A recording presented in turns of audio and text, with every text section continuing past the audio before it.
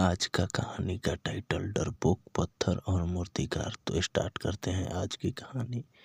बहुत पहले की बात है। एक शिल्पीकार मूर्ति बनाने के लिए जंगल में पत्थर ढूंढने गया।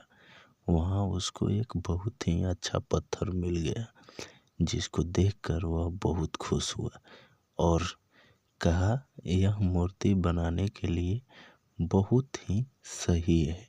ये कहकर जब वह आ रहा था तो उसको एक और पत्थर मिला। उसने उस पत्थर को भी अपने साथ ले लिया। घर जाकर उसने पत्थर को उठाकर अपने औजारों से उस पर कारीगरी करनी शुरू कर दिया। जैसे ही वो अपने औजार से पत्थर पर वार किया, औजारों की चोट जब पत्थर पर हुई तो वह पत्थर बोलने लगा कि मुझको छोड़ दो, इससे मुझे बहुत दर्द हो रहा है। अगर तुम मुझ पर चोट करोगे तो मैं बिखर कर अलग हो जाऊंगा। तुम किसी और पत्थर पर मूर्ति बना लो। यह पत्थर उससे आग्रह करने लगा। जैसे मूर्तिकार सुना, पत्थर की बात सुनकर शिल्पीकार को दया आ गया। उसने पत्थर को छोड़ दिया और दूसरे पत्थर को लेकर मूर्ति बनाने लगा। वह पत्थर कुछ नहीं बोला। कुछ समय में शिल्पीकार ने उस पत्थर को बहुत अच्छी भगवान की मूर्ति बना दी। खूबसूरत, देखने में एकदम भगवान। मूर्ति बनाने के बाद गांव के लोग मूर्ति बनने के बाद उसको लेने आए। उनने सोचा कि हमें नारियल फोड़ने के लिए एक और पत्थर की ज़रूरत होगी। उन्होंने वहाँ रखे पहले पत्थर को भी अपने साथ ले लिया। मूर्ति को ले जाकर उन्होंने मंदिर में सजा दिया और उसके सामने उसी पत्थर को रख दिया। अब जब भी कोई व्यक्ति मंदिर में दर्शन करने आता तो मूर्ति को फूलों से पूजा करता, दूध से स्नान कराता और उस पत्थर पर नारियल फोड़ता था।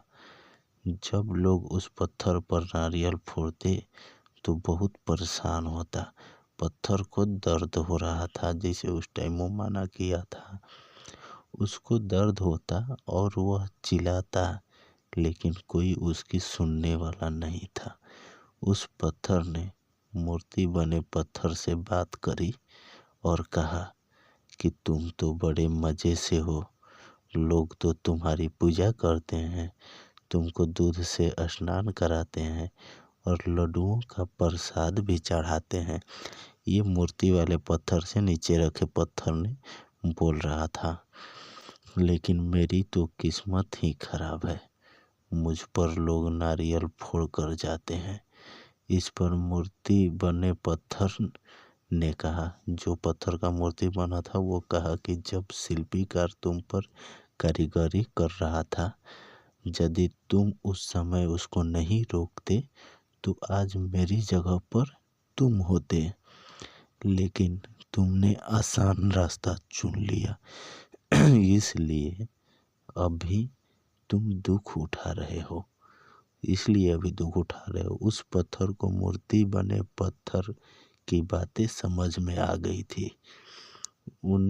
उसने कहा कि अब से मैं भी कोई शिकायत नहीं करूँगा। इसके बाद वहाँ जाकर उस पर नारियल लोग फोड़ते थे। नारियल टूटने से उस पर भी नारियल का पानी गिरता और अब लोग मूर्ति को प्रसाद का भोग लगाकर उस पत्थर पर भी थोड़ा सा प्रसाद रखने लगे थे। इस कहानी से हमें क्या सीख मिलती है दोस्तों? हमें सीख मिलती है कि हमें कभी भी कठिन परिस्थितियों से घबराना नहीं चाहिए। अगर कहानी अच्छा लगे तो चैनल को सब्सक्राइब करें और लाइक, शेयर, कमेंट जरूर करके बताएं। धन्यवाद।